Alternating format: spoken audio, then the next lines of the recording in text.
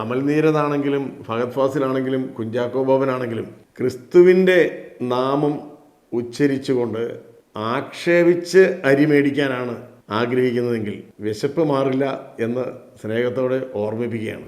യേശു ഈ വീടിൻ്റെ നാഥൻ്റെ നായകനും ഒക്കെ എന്താണ് സംഭവിച്ചത് എന്ന് നമുക്കറിയാം.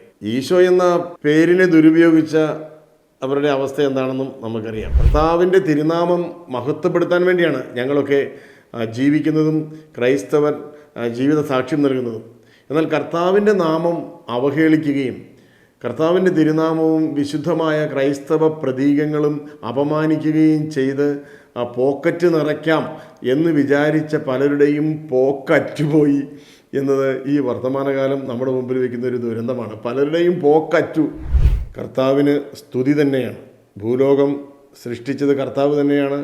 ആ കർത്താവിന് എന്നും സ്തുതി തന്നെയാണ്. അത് പിശാചിൻ്റെ വേഷം ധരിച്ച് വികൃതമായി വിശുദ്ധ കുരിശിനെയും ക്രിസ്തീയമായ ആചാരങ്ങൾ അനുഷ്ഠാനങ്ങൾ നടത്തുന്ന ഇടങ്ങളെയും അവഹേളിച്ചുകൊണ്ടാണ് നിങ്ങൾ നടത്തുന്നത്, നിങ്ങൾ ഡാൻസ് കളിക്കുന്നത് എങ്കിൽ സ്നേഹിതരെ, ആ ഡാൻസിൻ്റെ താളം അത് പിഴയ്ക്കും, ആ അവതാളത്തിൽ ഒടുങ്ങും.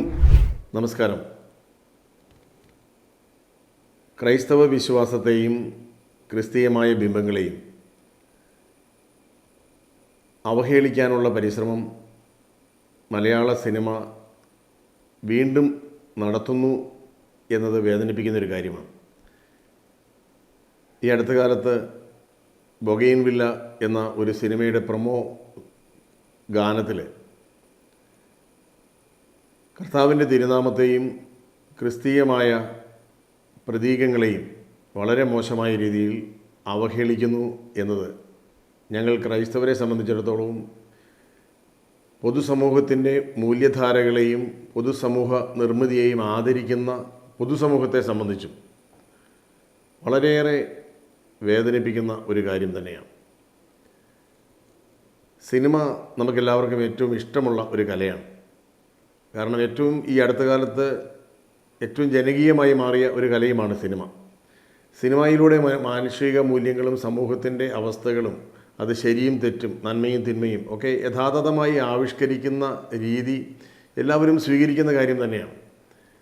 എന്നാൽ ഒരു കലയെ ഒരു കലാമൂല്യമുള്ള ഒരു ഉൽപ്പന്നമായി അവതരിപ്പിക്കുമ്പോൾ അത് ഈ പൊതുസമൂഹത്തിന് അല്ലെങ്കിൽ കാഴ്ചക്കാർക്ക് കൊടുക്കുന്നതെന്ത്, അത് പൊതുസമൂഹത്തിൻ്റെ മനസ്സിൽ അവശേഷിപ്പിക്കുന്നതെന്ത്, അതൊരു സമൂഹ നിർമ്മിതിയിൽ സഹായിക്കുമോ, അത് ആവിഷ്കാര സ്വാതന്ത്ര്യത്തിൻ്റെ പേരിൽ നിലനിൽക്കുന്ന സമൂഹത്തെ നിലനിർത്തുന്ന സനാതന മൂല്യങ്ങളെ പിന്തുണയ്ക്കുന്നതാണോ? ഇതൊക്കെയാണ് സാധാരണഗതിയിൽ എല്ലാവരും ചിന്തിക്കുന്നത്.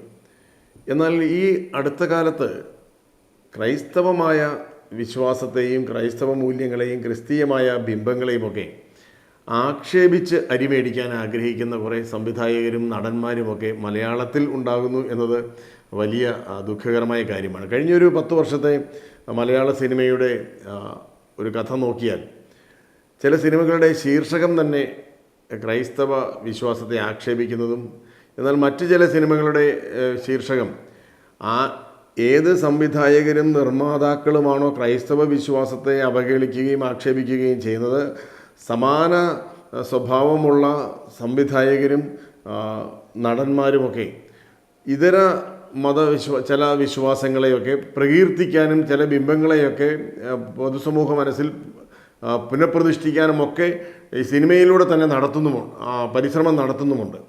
അപ്പോൾ ഇവിടെ ഇത് രണ്ടും സാധ്യമാണ് എന്ന് നമ്മൾ മനസ്സിലാക്കുകയാണ്. സിനിമ എന്ന മാധ്യമത്തിലൂടെ നിലനിൽക്കുന്ന ചില ബിംബങ്ങളെയും സംസ്കാരത്തെയും തകർക്കാൻ കഴിയും. അതേസമയം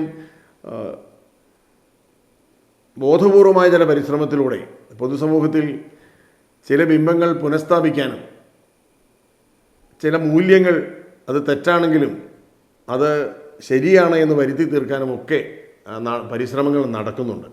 ഇവിടെ ബൊഗെയിൻവില്ല എന്ന സിനിമയിലെ ഒരു പ്രൊമോ സോങ്ങിലൂടെ മലയാളത്തിലെ എല്ലാവർക്കും താല്പര്യമുള്ള നടന്മാരും പ്രാഗൽഭ്യം തെളിയിച്ച അമൽനീരദ് എന്ന സംവിധായകനും ഒക്കെ ക്രൈസ്തവ വിശ്വാസത്തെ എന്തിനാണ് പരിഹസിക്കുന്നത്, ആക്ഷേപിക്കുന്നത് എന്നത് ഞങ്ങൾക്ക് മനസ്സിലാകുന്നില്ല. അപ്പോൾ ഇവിടെ എനിക്ക് ഒന്ന് രണ്ട് നിരീക്ഷണങ്ങൾ പങ്കുവയ്ക്കാനുണ്ട്. സിനിമ എന്ന മാധ്യമത്തിലൂടെ ക്രൈസ്തവ വിശ്വാസത്തെ ഏറ്റവും പ്രകീർത്തിച്ച് അവതരിപ്പിച്ചിട്ടുള്ള നിരവധി മഹത്തായ സിനിമകൾ നമുക്കറിയാം. 1956 പുറത്തിറങ്ങിയ 10 കമാൻഡ്മെൻറ്റ്സ്, സെസിൽ ഡി ഡിമെല്ലിയുടെ 10 കമാൻഡ്മെൻറ്റ്സ്, ഒപ്പം ജോൺ ഹൂസ്റ്റൻ്റെ ബൈബിൾ 1966 പുറത്തിറങ്ങി. അപ്പോൾ 2004 പുറത്തിറങ്ങി എക്കാലത്തെയും മികച്ച വേൾഡ് ക്ലാസിക്കായി മാറിയ മെൽ ഗിബ്സൻ്റെ പാഷൻ ഓഫ് ദി ക്രൈസ്റ്റ്. ഇതൊക്കെ ക്രിസ്തു എന്ന ആ ഒരു അനുഭവത്തെ ലോകത്തിന് മുമ്പിൽ ഏറ്റവും മഹത്തായ രീതിയിൽ മതിപ്പോടെ അവതരിപ്പിക്കുന്ന സിനിമകളാണ്. അതേസമയം ക്രിസ്തുവിനെ പരിഹസിക്കുന്ന സിനിമകളും ലോകത്തിൽ ഇറങ്ങിയിട്ടുണ്ട്.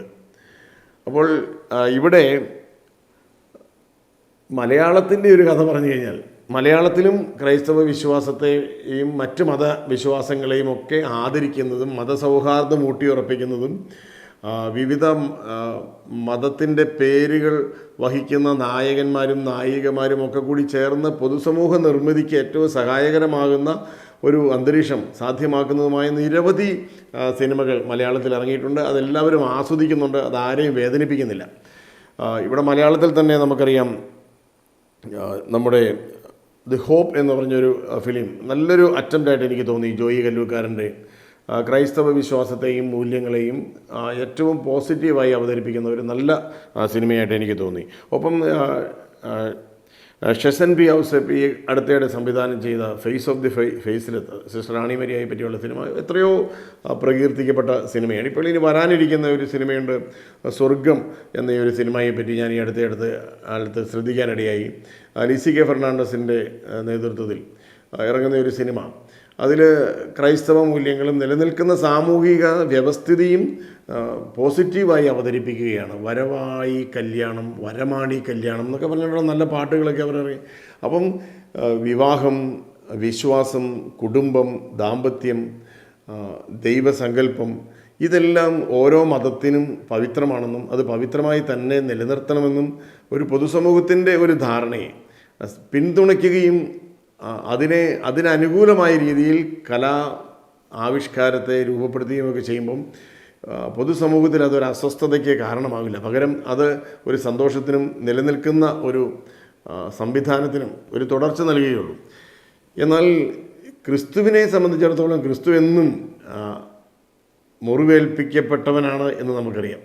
ക്രിസ്തുവിൻ്റെ പേരും ക്രിസ്തുവിൻ്റെ ചിഹ്നമായ, രക്ഷയുടെ ചിഹ്നമായി ക്രൈസ്തവർക്ക് ക്രിസ്തു നൽകിയ വിശുദ്ധ കുരിശും അത് ഈ ലോകത്തിൻ്റെ തന്നെ ധാർമ്മിക ബോധത്തിൻ്റെ സിമ്പലായിട്ടാണ് ഈ കാലം അത്രയും ഈ 2000 വർഷങ്ങളും നിലനിൽക്കുന്നത്.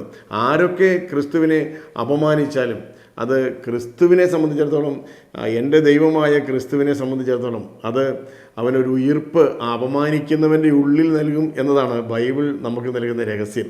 അതുകൊണ്ട് അമൽനീരതാണെങ്കിലും ഫഹദ് ഫാസിലാണെങ്കിലും കുഞ്ചാക്കോ ബോബനാണെങ്കിലും ക്രിസ്തുവിൻ്റെ നാമം ഉച്ചരിച്ചുകൊണ്ട് ആക്ഷേപിച്ച് അരി മേടിക്കാനാണ് ആഗ്രഹിക്കുന്നതെങ്കിൽ വിശപ്പ് മാറില്ല എന്ന് സ്നേഹത്തോടെ ഓർമ്മിപ്പിക്കുകയാണ്. ഇവിടെ ഇതിനു മുമ്പ് ഈ അടുത്ത കാലത്ത് നടത്തിയ പരിശ്രമങ്ങളൊക്കെ അതിൻ്റെ തുടക്കം വലിയ ആഘോഷമാണ്. കാരണം തിരിച്ചടിക്കുകയില്ല എന്ന് ഉറപ്പുള്ള ഒരു സമൂഹത്തെ മുഖത്തടിക്കുകയാണ്.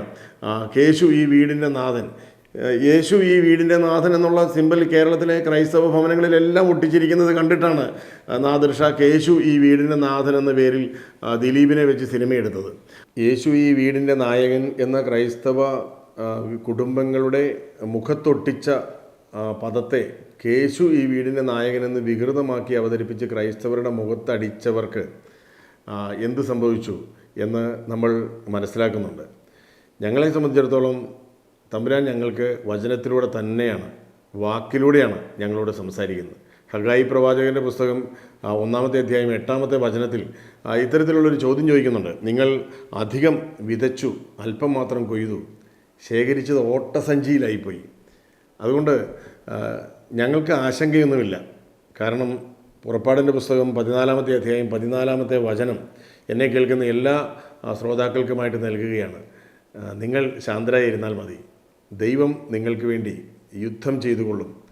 ദൈവം നമ്മൾക്ക് വേണ്ടി യുദ്ധം ചെയ്തുകൊള്ളും. തമ്പുരാനെ തോൽപ്പിക്കാൻ കർത്താവിൻ്റെ തിരുനാമം ഉപയോഗിച്ച് അപമാനിക്കാൻ പരിശ്രമിക്കുന്നവർക്ക് ആർക്കും സാധിച്ചിട്ടില്ല. ഏത് പിശാചിനും പിശാച് വേഷധാരികൾക്കും ദൈവത്തെ തോൽപ്പിക്കാൻ കഴിയില്ല.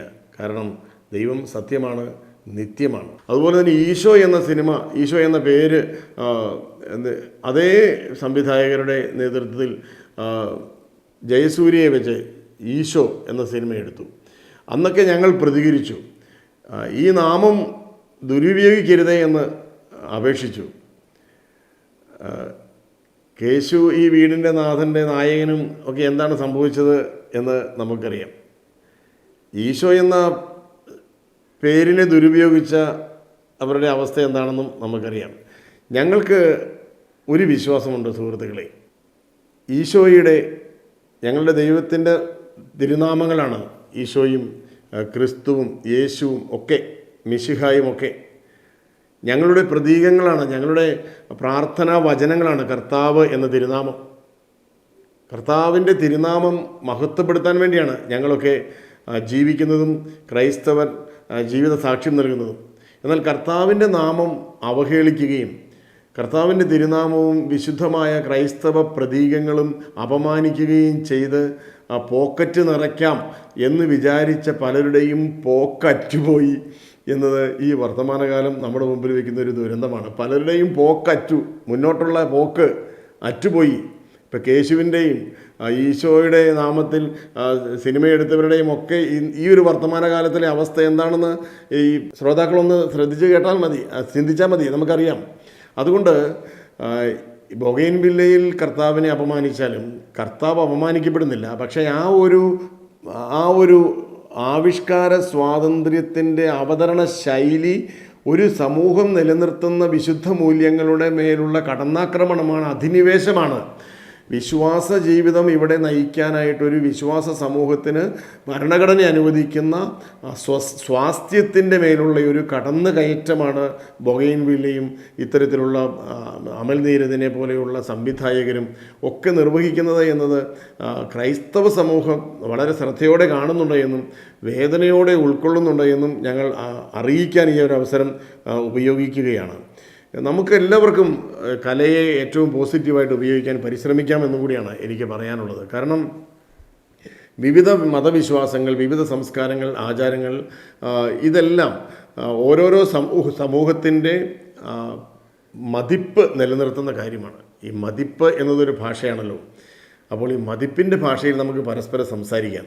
മതിപ്പ് നഷ്ടപ്പെടുത്തുന്ന രീതിയിൽ ആരെങ്കിലും ക്രൈസ്തവമല്ലാത്ത ഏതെങ്കിലും മതബിംബങ്ങളെയോ മതവിശ്വാസത്തെയോ ആക്ഷേപിക്കുകയോ അതിനുവേണ്ടി പരിശ്രമിക്കുകയോ ചെയ്തു കഴിഞ്ഞാൽ ഇവിടെ എന്താണ് സംഭവിക്കാൻ പോകുന്നത് എന്ന് എല്ലാവർക്കും അറിയാം. എന്നാൽ ക്രൈസ്തവ ബിംബങ്ങളെ ആക്ഷേപിച്ചു കഴിഞ്ഞാൽ അതിനെ ക്രിസ്തീയമായ രീതിയിൽ മാത്രമേ ഞങ്ങൾ പ്രതിരോധിക്കുകയുള്ളൂ. ഞങ്ങൾ തോക്കെടുക്കുകയില്ല, ഞങ്ങൾ വാക്കെടുക്കും. ഇതുപോലെ ചില വാക്കുമതി തോക്കിനേക്കാൾ കൂടുതൽ കരുത്തുള്ള വാക്ക് ഉപയോഗിച്ചവനാണ്. അങ്ങനെയുള്ളൊരു വാക്ക് തന്നെയാണ് ഞങ്ങളുടെ ദൈവം. അതുകൊണ്ട് വചനം മാംസമായ കർത്താവിൻ്റെ തിരുനാമത്തെ അവഹേളിച്ച് അരിമേടിക്കാൻ പരിശ്രമിക്കുന്നവർക്ക് വിശപ്പ് മാറില്ല. അത് അമൽ നീരദാണേലും ഫഹദ് ഫാസിലാണേലും കുഞ്ചാക്കോ ബോബനാണേലും എന്ന് സ്നേഹപൂർവ്വം അറിയിക്കുകയാണ്. ഇത്തരത്തിലുള്ള നിഷേധാത്മകമായ ആവിഷ്കാര പരിശ്രമങ്ങളിൽ നിന്ന് കലാകാരന്മാർ പിന്തിരിയുകയും പോസിറ്റീവായി സമൂഹ നിർമ്മിതിക്ക് സഹായകരമാകുന്ന കലാ ആസ്വാദന പരിശ്രമങ്ങൾ, ആവിഷ്കാര സ്വാതന്ത്ര്യ പരിശ്രമങ്ങൾ നടത്തണമെന്നും സ്നേഹപൂർവ്വം ഓർമ്മിപ്പിക്കുകയാണ്. കർത്താവിന് സ്തുതി തന്നെയാണ്. ഭൂലോകം സൃഷ്ടിച്ചത് കർത്താവ് തന്നെയാണ്. ആ കർത്താവിന് എന്നും സ്തുതി തന്നെയാണ്. അത് പിശാചിൻ്റെ വേഷം ധരിച്ച് വികൃതമായി വിശുദ്ധ കുരിശിനെയും ക്രിസ്തീയമായ ആചാരങ്ങൾ അനുഷ്ഠാനങ്ങൾ നടത്തുന്ന ഇടങ്ങളെയും അവഹേളിച്ചുകൊണ്ടാണ് നിങ്ങൾ നടത്തുന്നത്, നിങ്ങൾ ഡാൻസ് കളിക്കുന്നത് എങ്കിൽ സ്നേഹിതരെ, ആ ഡാൻസിൻ്റെ താളം അത് പിഴയ്ക്കും, ആ അവതാളത്തിൽ ഒടുങ്ങും എന്നത് നിങ്ങൾ സ്നേഹപൂർവ്വം ഓർക്കണം. അത് യേശുവിനും അത് ഈശോയുടെ നാമത്തിൽ സിനിമ ദുരുപയോഗിച്ചവർക്കും ഒക്കെ ഇതുതന്നെയാണ് അനുഭവം. എന്നത് മനസ്സിൽ വയ്ക്കുക. നമുക്ക് പരസ്പരം ആക്ഷേപിക്കാതിരിക്കാം, പരസ്പരം പരിഹസിക്കാതിരിക്കാം, പരസ്പരം അവമതിക്കാതിരിക്കാം. മതിപ്പിൻ്റെ ഭാഷയിൽ നമുക്ക് പരസ്പരം ആശയവിനിമയം നടത്താം. നന്ദി.